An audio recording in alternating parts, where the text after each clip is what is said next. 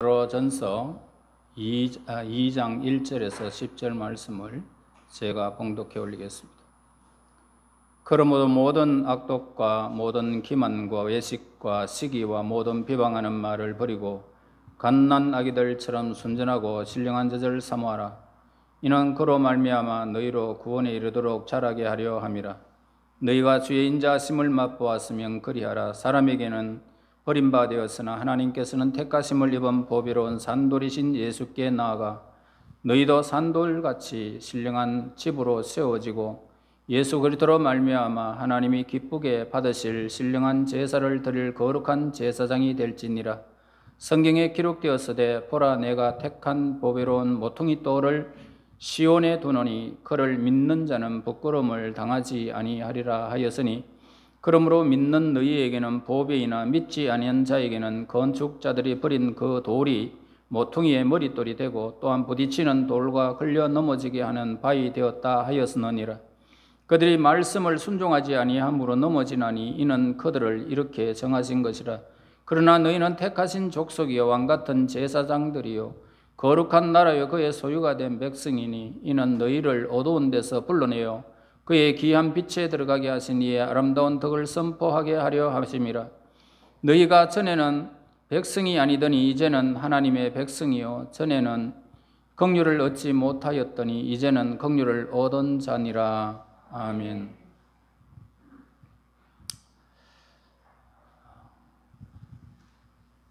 오늘 이 2장에서 가장 핵심적인 구절은 21절 말씀입니다. 이를 위하여 너희가 부르심을 받았으니 그리스도도 너희를 위하여 고난을 받으사 너희에게 본을 끼쳐 그 자취를 따라오게 하려 하셨느니라. 자, 고난의 모범은 누구인지를 우리에게 가르쳐 주고 있죠. 바로 예수님이심을 가르쳐 줍니다.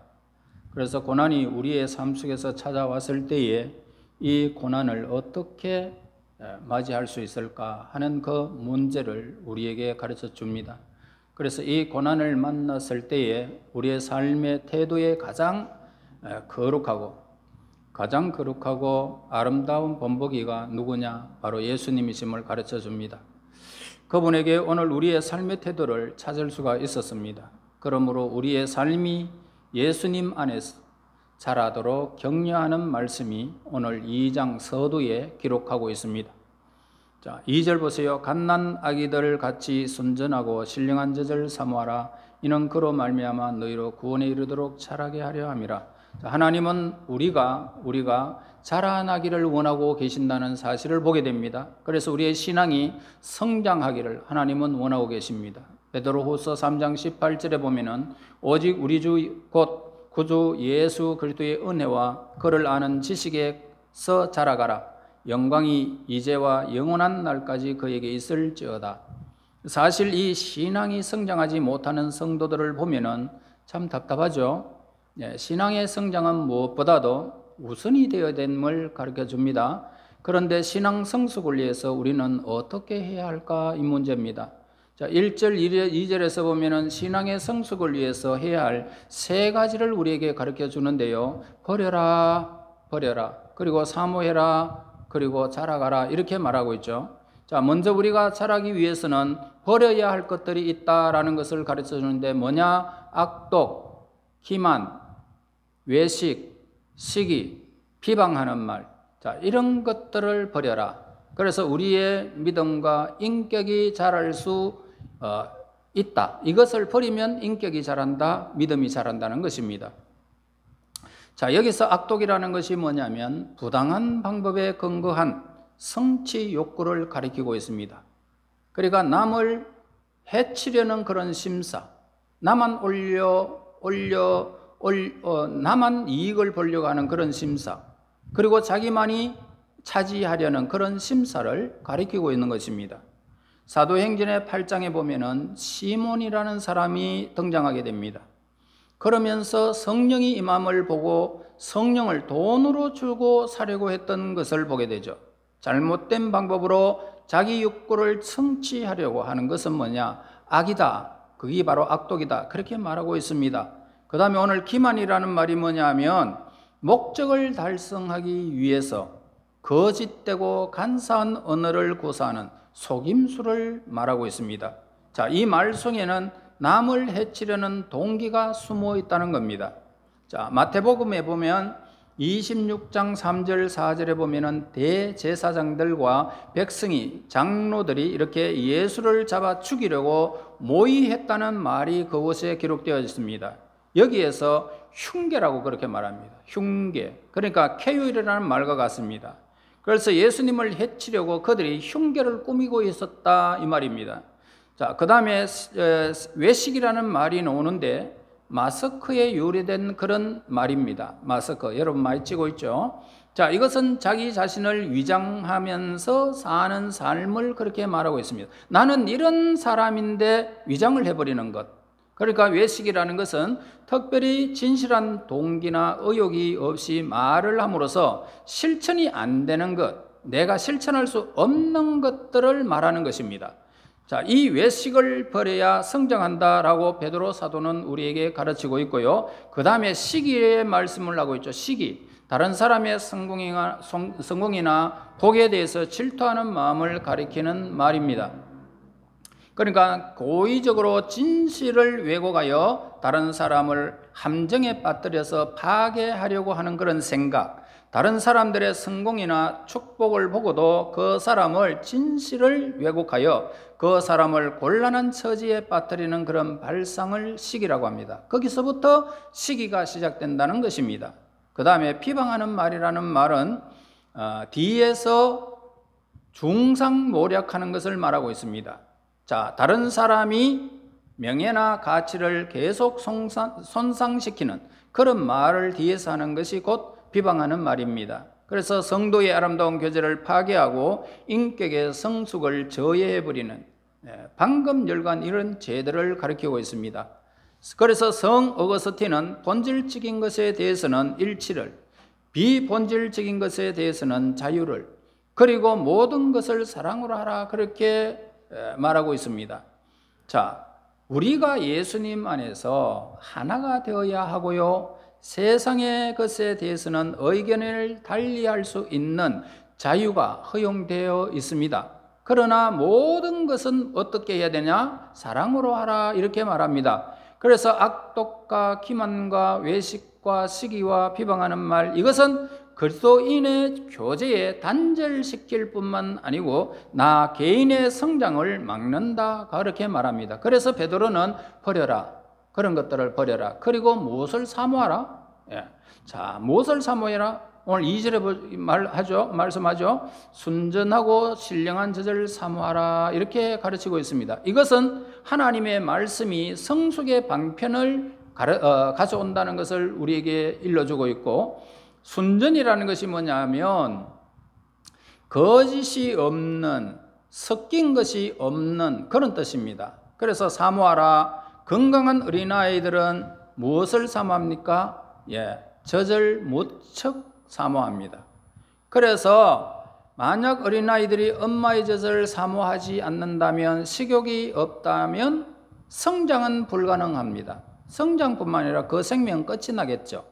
그래서 아이에게 식욕이 없다면 두 가지 이유 때문일 것임을 가르쳐 주죠. 첫째는 병들었다. 그 다음에 마찬가지로 신앙적으로 영적인 병이 들면 하나님의 말씀에 대한 식욕을 상실한다는 것입니다. 말씀 듣는 것이 그냥 흐지부지, 듣는 동 만동, 내 귀에 잘 안 들리는 것, 이런 것 말합니다. 그러니까 사모해라, 말씀을 사모해라 이렇게 우리에게 가르치고 있습니다. 그 다음에 무가치한 대용품을 먹고 있기 때문에 이 아이가 그것을 젖을 사모하지 않습니다. 그러니까 아이스크림을 먹고 나면은 정상적인 식사가 안 되겠지요. 범죄하면 범죄와 함께 동시에 현상이 이렇게 동반되는 현상이 반드시 나타나는 것입니다.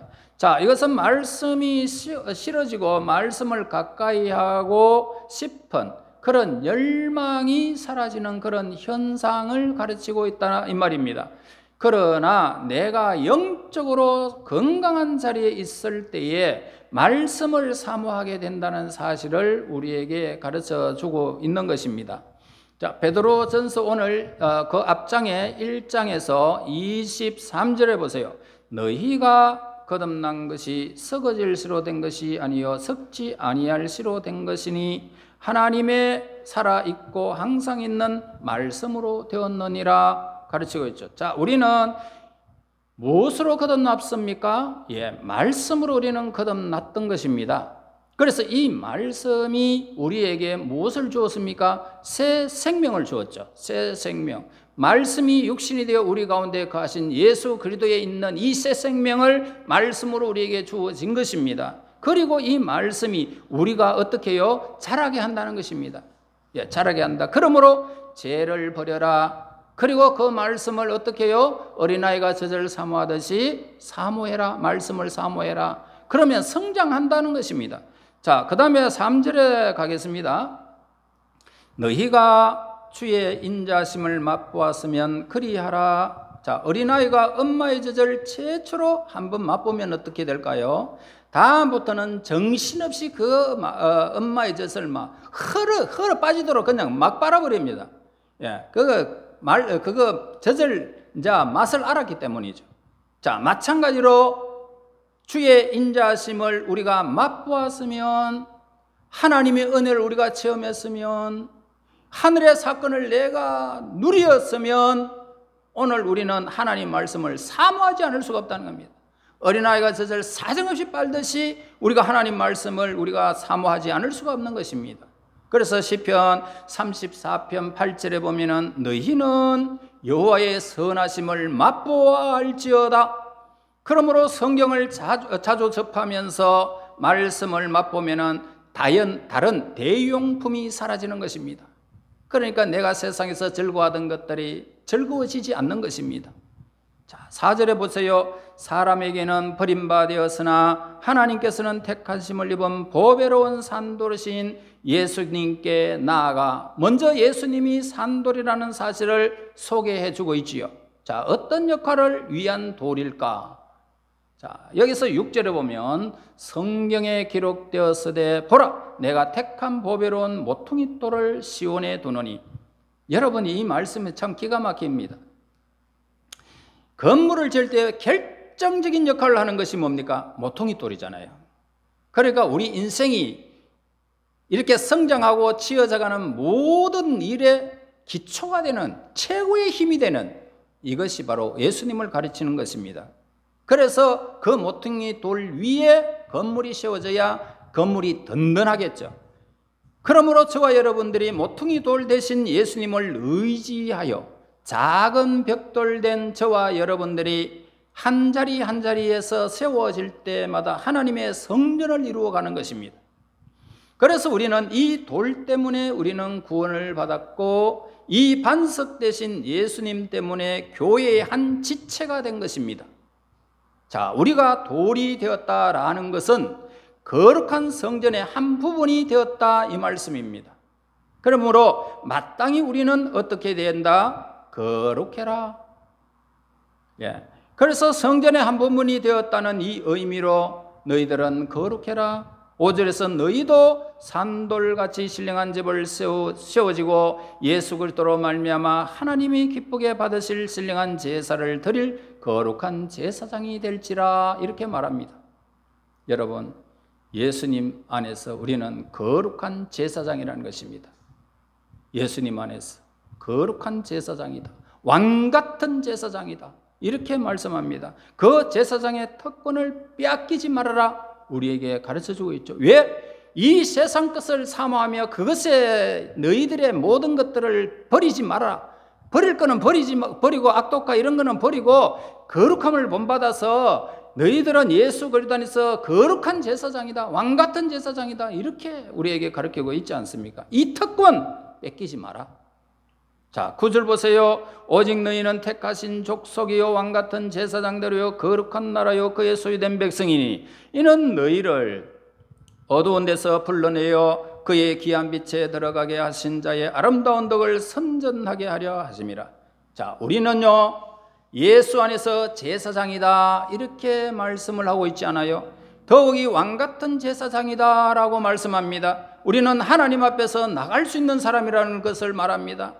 왕 같은 제사장, 이 제사장은 하나님 앞에 다이렉트로 나가서 그 제단 앞에 하나님 앞에 하나님 하면 하나님이 제사장을 만나듯이 만나는 존재를 우리에게 가르쳐 주는 것입니다. 그래서 하나님 앞에 우리가 제사를 드릴 수 있는 그런 권세를 우리가 특권을 받은 것입니다. 내가 이렇게 할 수 있습니다. 누군가를 통해서가 결코 아니고 당신이 그렇게 할 수 있습니다. 이렇게 우리에게 가르쳐주고 있지 않습니까?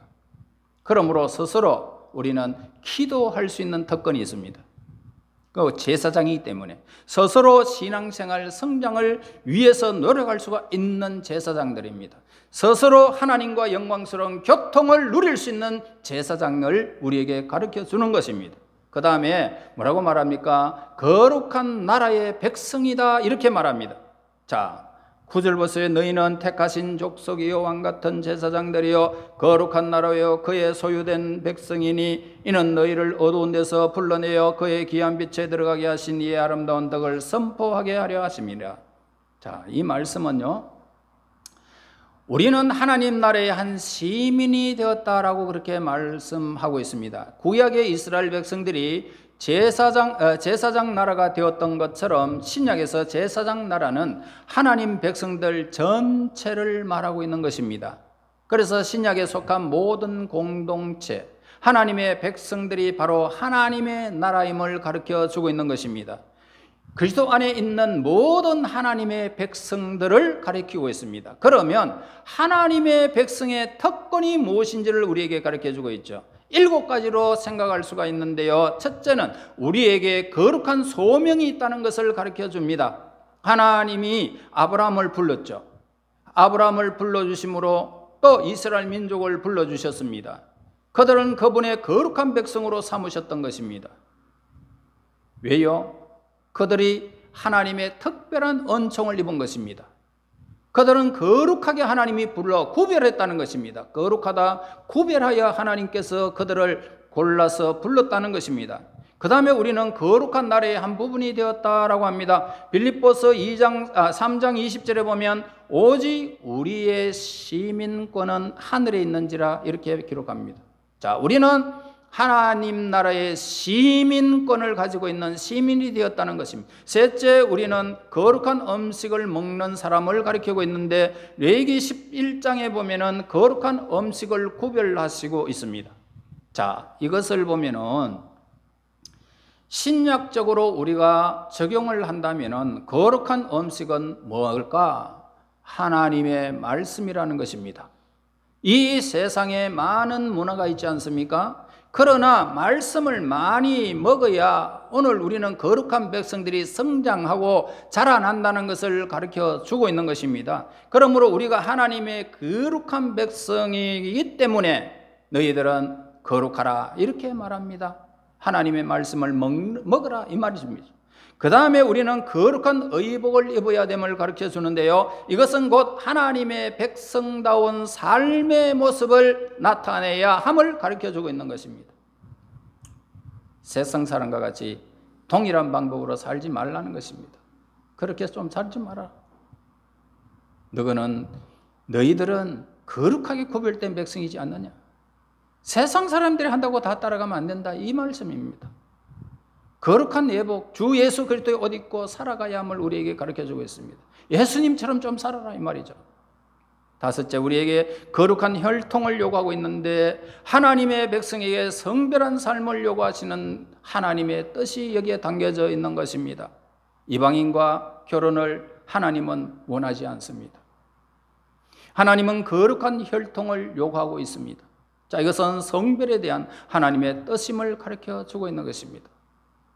여섯째, 우리는 거룩한 땅을 밟았습니다. 오늘 우리가 서 있어야 할 우리의 자리는 어디에 있는지를 우리에게 가르쳐 주고 있죠. 거룩한 땅을 받았다. 다시 말해서 예수님 안에 있다는 것입니다. 예수님 안에 있다 너희들은. 우리는 예수님 안에서 항상 머물러 살아라 이 말입니다. 머물러라. 그래서 하나님과 거룩한 교제를 이루며 우리의 자리를 예수님 안에서 지켜나가라 이 말씀입니다. 그 다음에 우리에게는 거룩한 성전이 주어졌고 거룩한 제사가 우리가 또 누린다 이 말입니다. 우리가 행한다는 거죠. 자, 성전은요 하나님과 교통하는 곳이지 않습니까? 하나님과 교통하는 것이 성전입니다. 그러므로 항상 하나님과 교제하고 항상 예배하고 하나님의 뜻을 따라 살아가는 거룩한 삶의 예배가 우리의 한복판에 이루어져야 함을 가르쳐주고 있는 것입니다. 예배 중심으로 한 주간을 시작하는 것입니다. 예배를 드리는 마음으로. 자, 10절 보세요. 너희가 전에는 백성이 아니더니 이제는 하나님의 백성이요 전에는 긍휼을 얻지 못하였더니 이제는 긍휼을 얻은 자이니라. 하나님께 감사하지 않습니까? 우리는 특별히 선택함을 받았고 특별히 전에는 하나님 백성이 아니었는데 우리는 하나님의 긍휼을 입었고 긍휼을 얻은 자가 되었던 것입니다.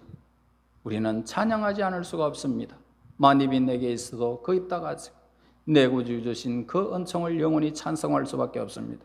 또한 지금 우리의 신분을 확인해 봐야 합니다. 우리의 신분은 어디에 있습니까? 하늘의 시민권을 가지고 있다는 것입니다. 그리하여 우리의 신분에 합당한 삶을 하나님 앞에서 구하며 살아라 우리에게 가르쳐주고 있습니다. 그러므로 우리가 말씀을 듣습니다. 그리고 읽습니다. 그것보다 더 중요한 것이 있다면 말씀에 대한 실천을 우리에게 가르쳐주고 있는 것입니다. 여러분의 신분은 왕같은 제사장들입니다. 이 신분에 합당한 삶을 위해서 버릴 것은 버려라. 그리고 하나님의 말씀을 어린아이같이 사모해라. 젖을 사모하듯이 사모해라. 그렇게 우리에게 가르쳐주며 그 안에서 하나님의 백성으로 아름답게 자라나서 이제 하나님은 우리에게 원하시는 것은 머무르고 정치하는 것이 아니라 성장하고 번성하기를 하나님은 원하고 계시는 것입니다. 여러분, 이 땅에서 신앙생활을 하면 할수록 말씀을 듣는 가운데서 여러분의 신앙이 예수님 안에서 든든히 자라나서 하나님의 친백성으로서 거룩한 하나님의 제사장의 아름다운 그 직분을 다시금 회복하여 하나님의 거룩한 영광의 나라에까지 아름답게 자라가시기를 예수님 이름으로 축원합니다. 하나님 감사합니다. 날마다 새날을 주시고 아버지 거룩한 뜻을 따라 말씀을 주심을 감사합니다. 왕같은 제사장의 귀한 직분을 주셔서 하나님의 거룩한 뜻을 이룰 수 있도록 인도하여 주시고 이제 하나님 버릴 것은 버리고 사모할 것은 사모하여 하나님의 거룩한 제사장으로서 온전히 아름답게 성장해 나갈 수 있도록 저들을 도우시옵소서. 예수님 이름으로 기도하옵나이다. 아멘.